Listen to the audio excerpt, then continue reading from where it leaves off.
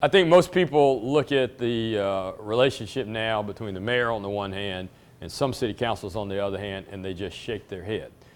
I'm not going to try to lay blame on whose responsibility that is. I think if you talk to some councilors, they tell you one thing. If you talk to the mayor, she'd have a different story. I've learned over 30 years of practicing law, no matter how thin you slice a pancake, there's two sides of it.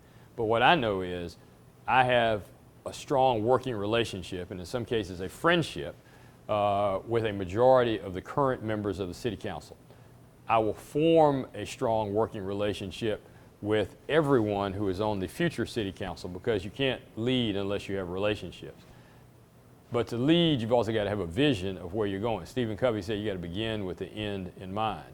And so what I'll do is work to mold consensus so that we can come to solutions on these problems that we largely agree on. I mean, everybody talks about housing, they talk about transportation, they talk about parks, they talk about crime, but what's needed is leadership so we can come up with consensus solutions in order to solve some of these problems, and that's what I'm proposing to provide.